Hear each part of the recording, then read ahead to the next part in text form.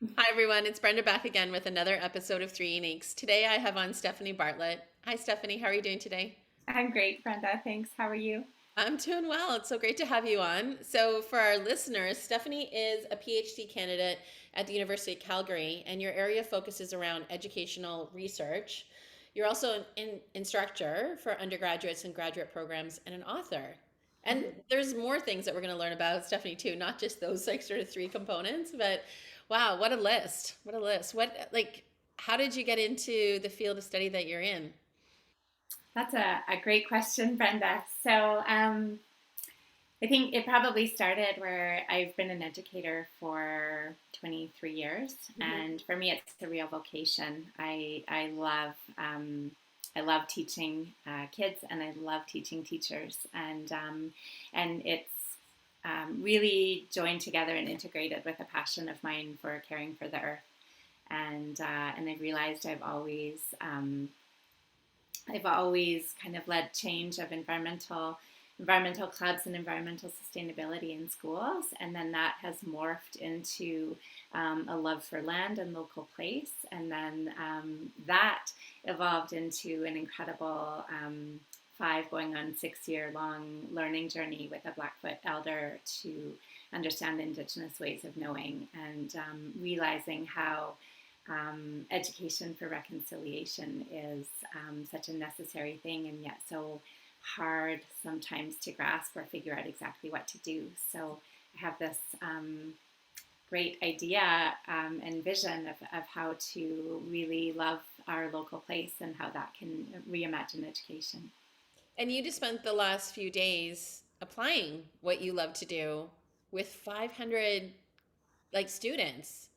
Yeah. Yeah, tell us about it because I think it's just like so our listeners really understand, well, what does that all mean and how does that, apply into sort of like everyday life, or how could people utilize someone like yourself? So, yeah, can you share us like a little bit about that experience that these kids went through? Yeah.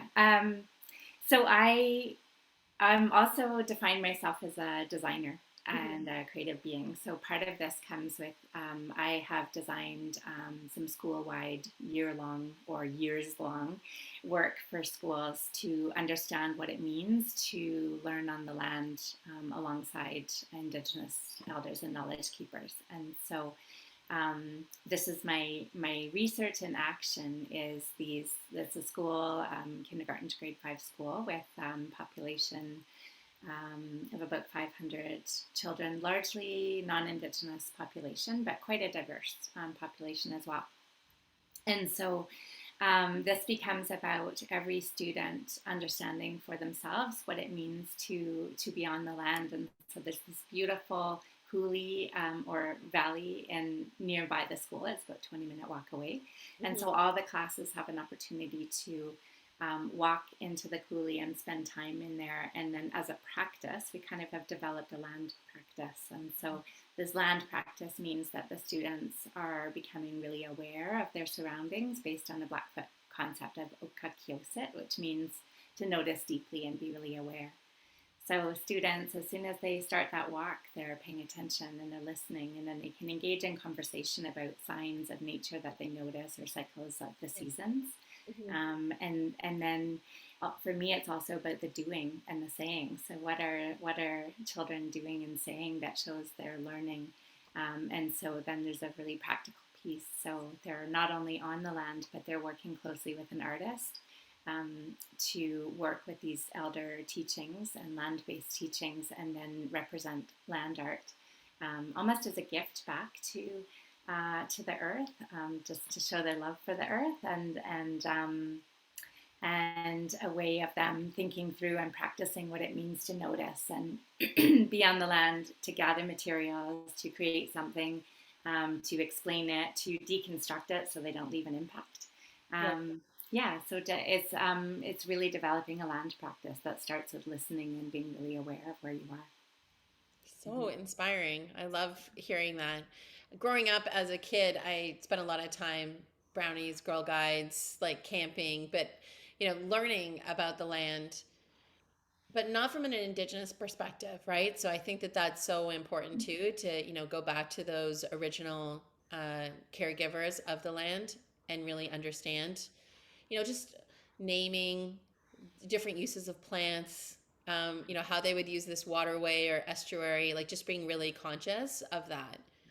What's amazing, this is the fourth year that the school has been on this land-based learning journey, and you can just see it in the way the students behave towards each other and towards the land, and they acknowledge the berries that are there, and they also are building relationships with the animals too. So just understanding that the place is not to consume, but Right. it's to enjoy and also give back, right, and Hmm. take care of. Yeah, and generate, right? And like, Yeah, how can we serve back to the land, not just, yeah, yeah. take what we And need. that's part of that land art, is a way of giving back and having a really tangible way to have that conversation of teaching children to give something back, even if it's a thank you to the earth, just for having the space and the time, or creating little bits of that land art. And you also work with teachers too. So not just students directly, like the learners, but you also, I mean, well, everyone's a learner, but you work with like the academics and the teaching staff to really look at how they can be cultivating these type of practices in their academic programs.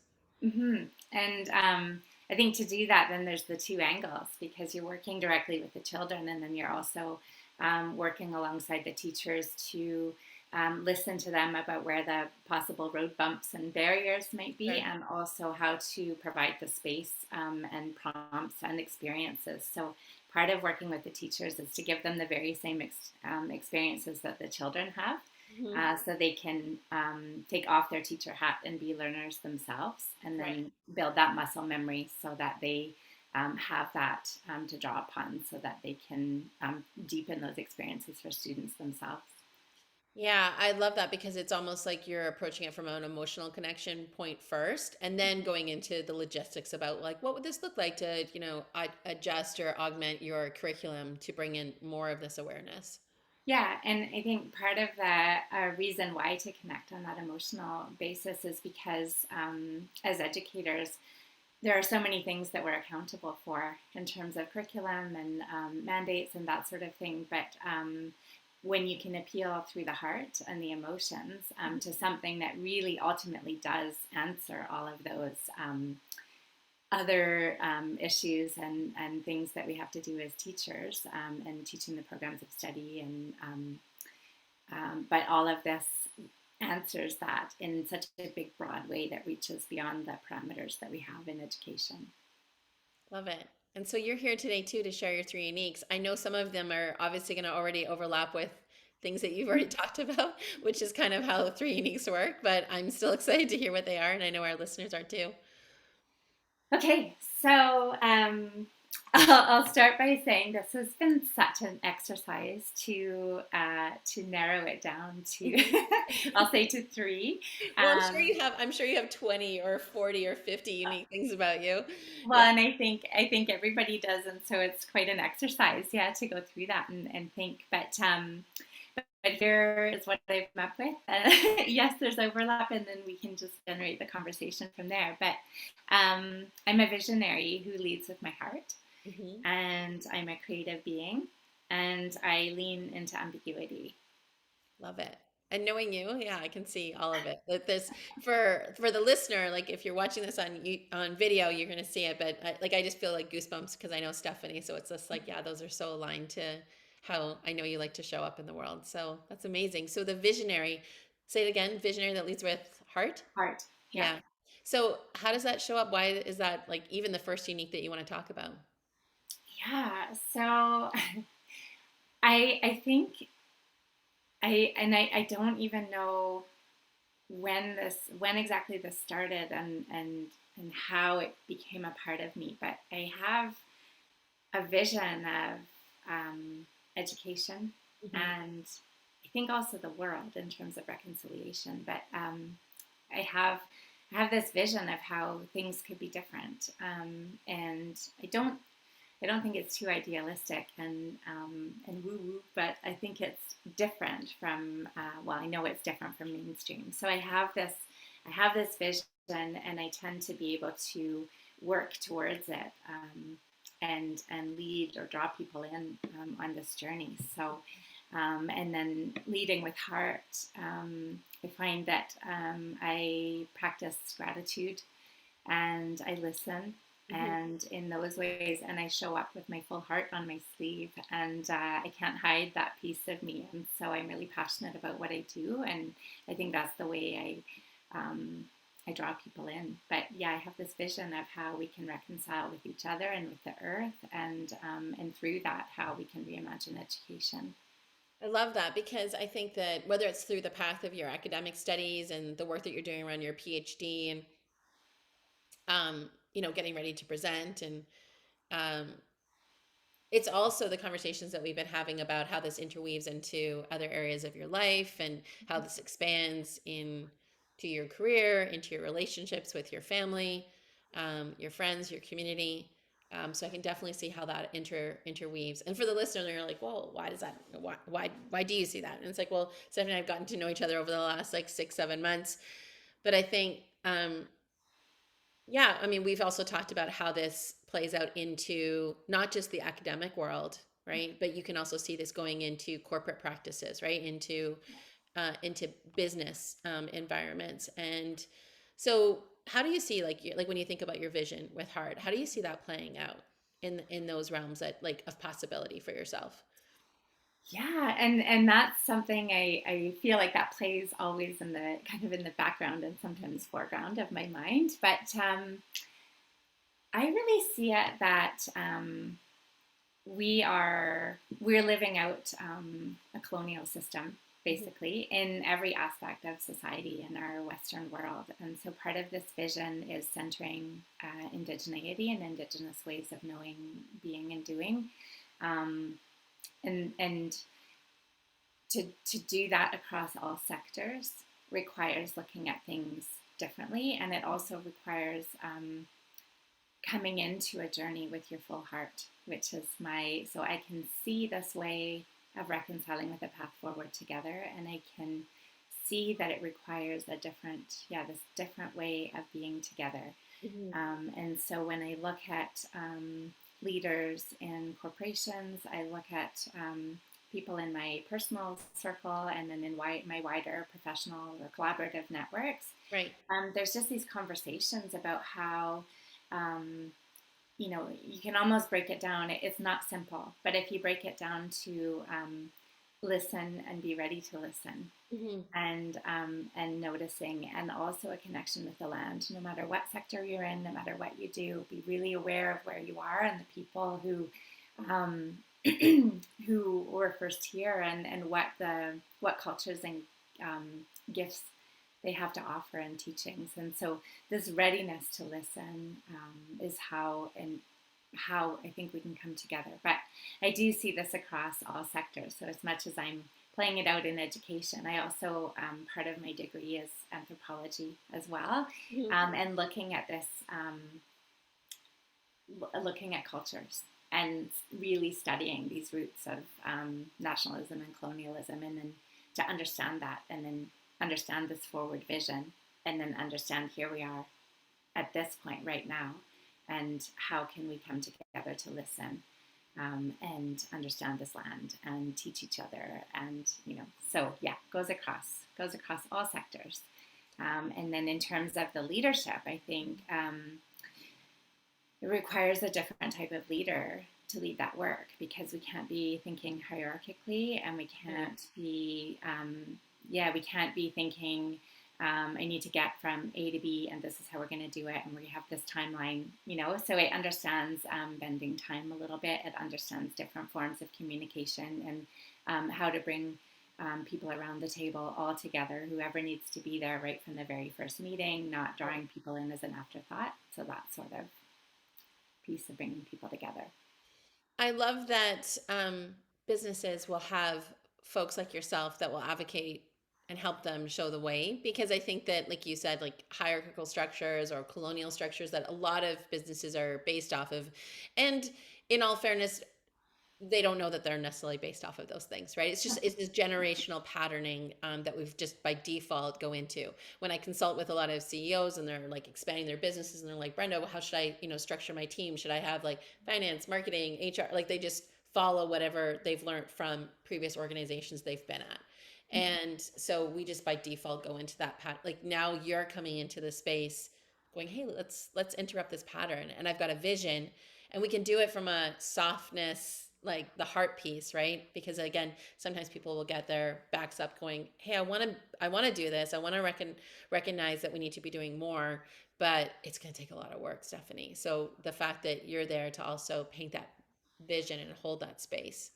Yeah, and I want to mention too that because for me, and I didn't give this proper introduction of myself right at the beginning, but I have Scottish and English ancestry, and growing up on the unceded lands of the Coast Salish people, and now living in Blackfoot territory, I'm would never, I'm not making any assumptions in any way. But what I have learned on this Blackfoot learning journey is to to approach all of these conversations with a humility and a willingness to learn and to Right. listen.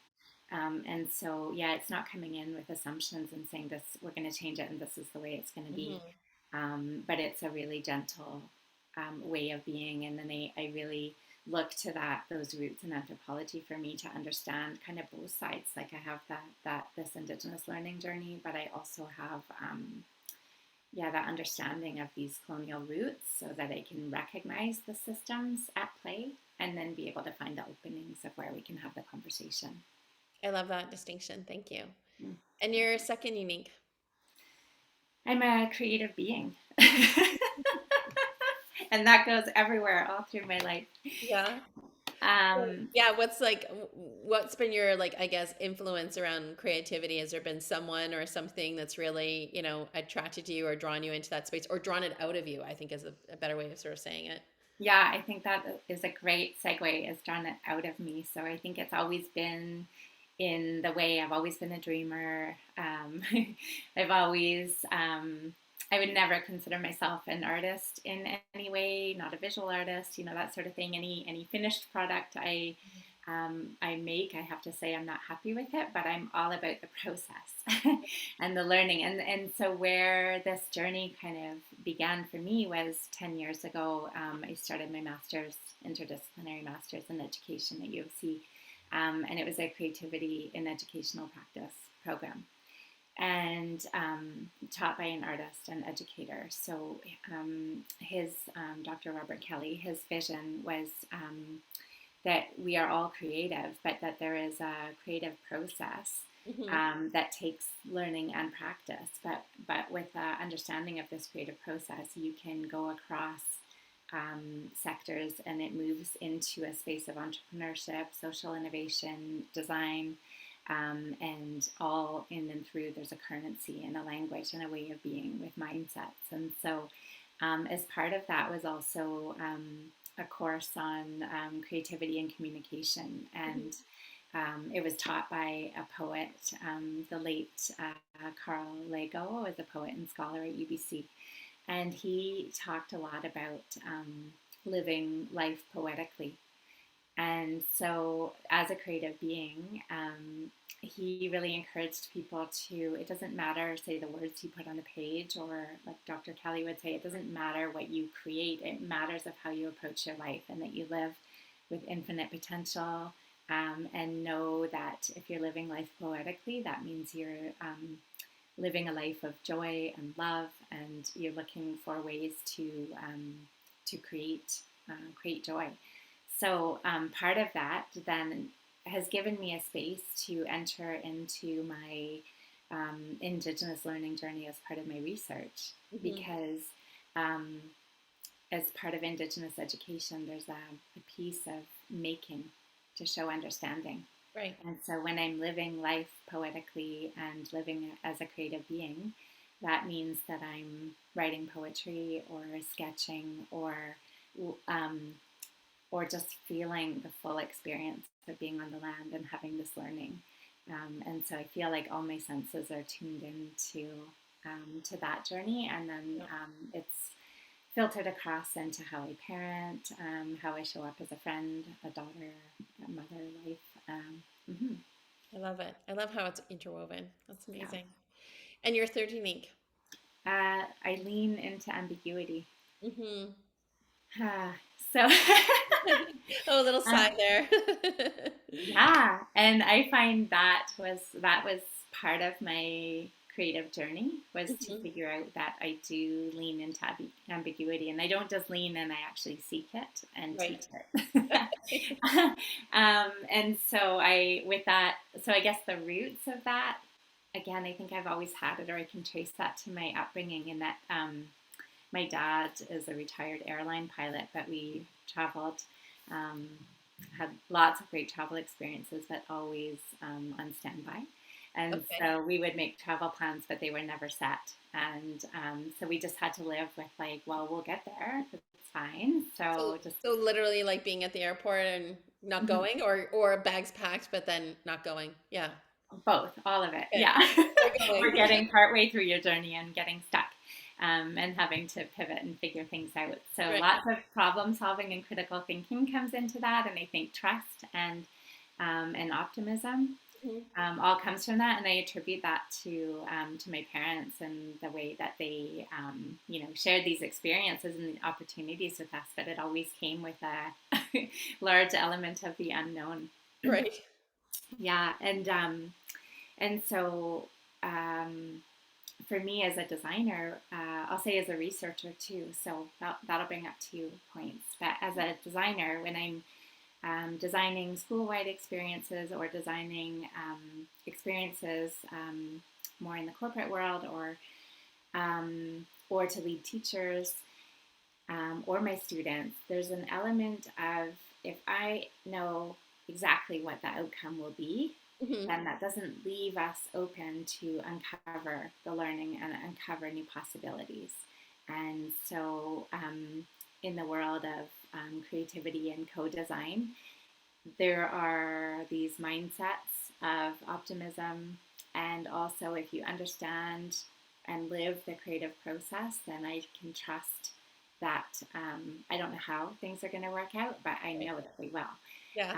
I think it means too that failure to me is not an end stop. It means that simply that you need to rethink and maybe change directions, have more conversations, reach out to more people in my collaborative network. Right. Yeah, so it just all feeds on each other, to lean into the unknown. And it's uncomfortable for a lot of people. And Sure. so, with that ability to lean into ambiguity, means that I need to recognize, be attuned to the people I'm working with, and understand the signs of when people might be uncomfortable. And then I measure um, how much to scaffold and support them leaning into ambiguity, and how much I need to offer support. And so that depends on the person and what they need, or the group Right. and what they need.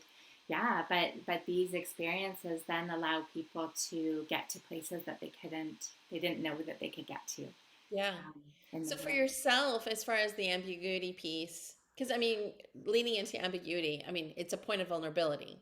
You're Mhm. going to unlock some things that maybe, again, depending on how your brain, your psyche works, like it's like you're going to unlock some things that maybe you've been putting aside. It's like I'll get to that when this is all done.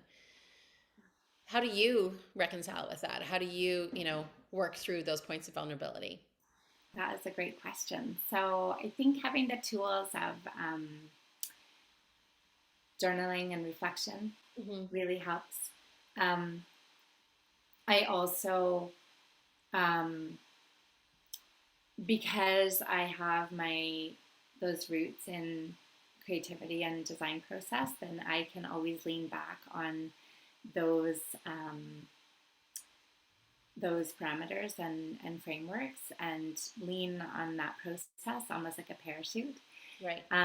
Yeah, and so between the reflection, collaborative conversations, because a lot of the work that I do, I invite in people, and lean on people, vice versa, because I feel like a lot of this work is big and can't be done alone. So it's the collaborative network and reflective journaling, and then drawing back into the kind of the principles and frameworks of creativity and design that support me through all of that.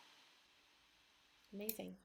And it's a little bit exhilarating too, I have to say, Yeah, is for it? me. Like the risk, I never would have thought that I was a risk taker. I would have thought before this creative journey that I was more risk averse.